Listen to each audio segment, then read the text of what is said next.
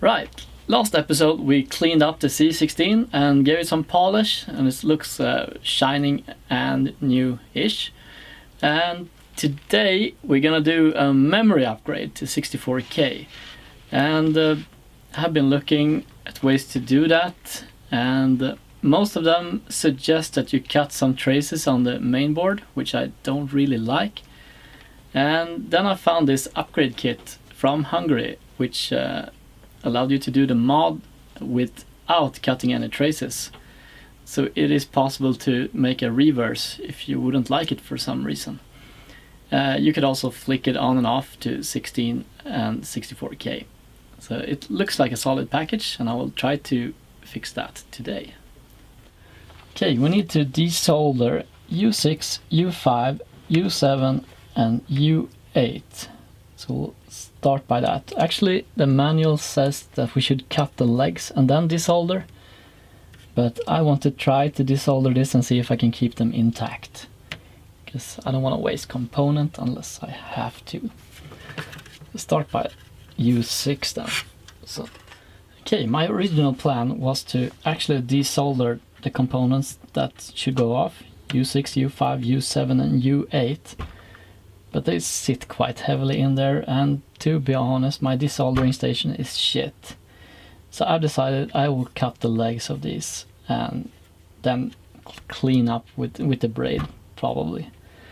So that's my plan for now. Let's carefully cut these legs.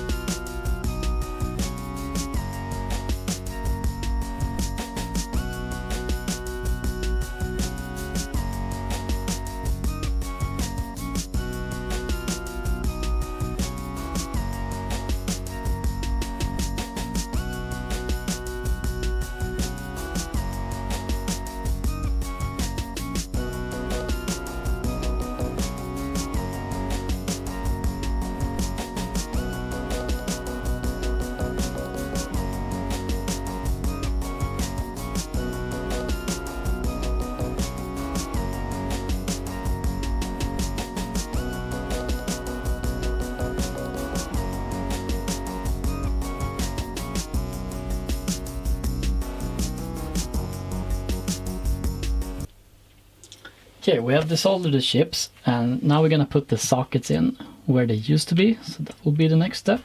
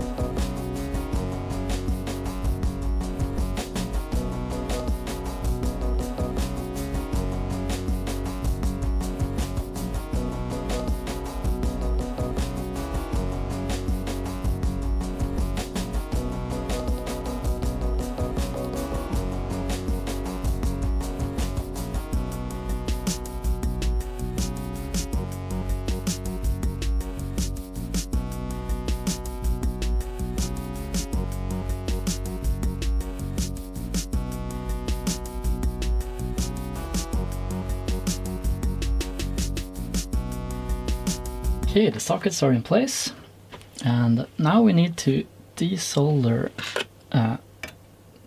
these two joints here, and we'll put this connector there instead. This will run a wire to the RAM expansion board.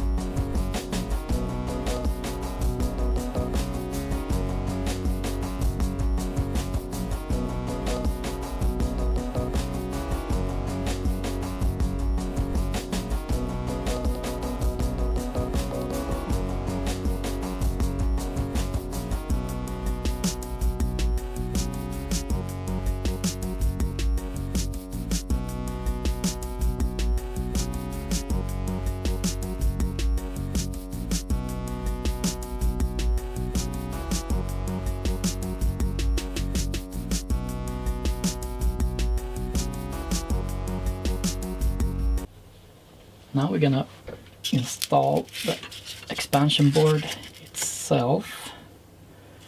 This one you have to be a bit careful because they all need to line up properly, and it should be go in here and here.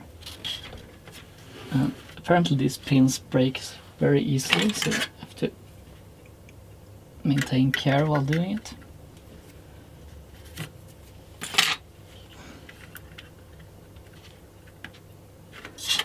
Should really align just fine.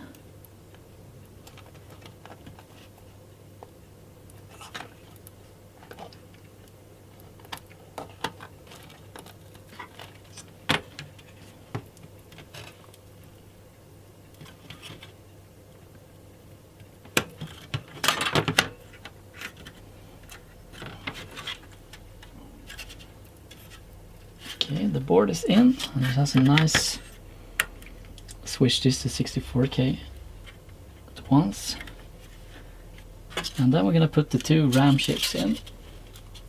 Those should really be the same.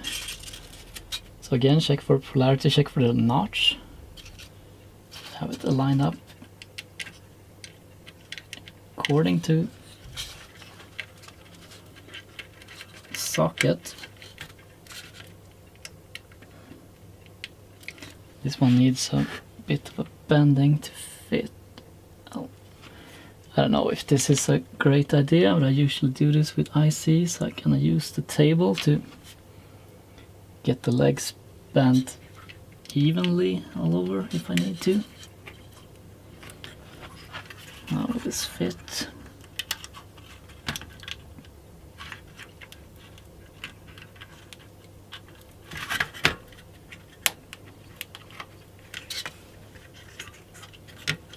We got 32K in.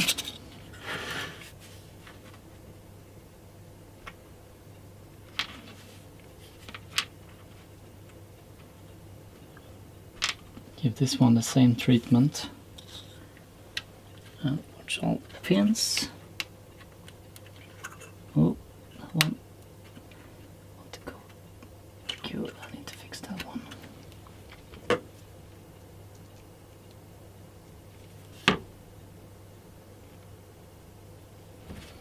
I screwed up there. Luckily, I have my pliers, so I can fix my problem. That's what happens when you don't pay attention. Let's see, are going in now? I think they are. Let's double check. Does that align? Yeah, they all found the hole there. So that's this, so let's give it some pressure, and I think it's in. And then for the final step, we're gonna plug this from the jumper we did before, and this one goes to the underneath the RAM expansion. So it's time to mount the PCB again into the case that we cleaned during the previous episode.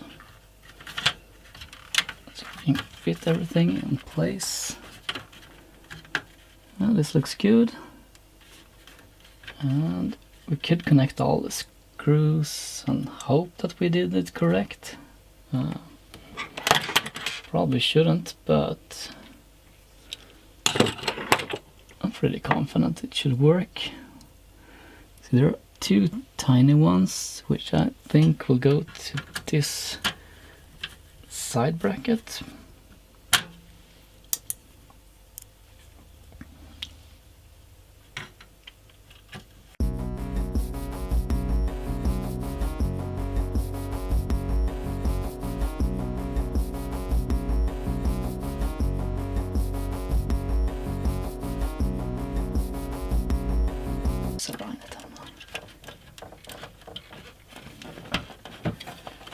And close it up, and this should now be a Commodore 16 with 64K of RAM. So let's hook this up and see if it still works and if we do get the full 64K. I have hooked up the Commodore 16 again to my Philips 8833, and it's time to give it a go and see if the expansion works or not.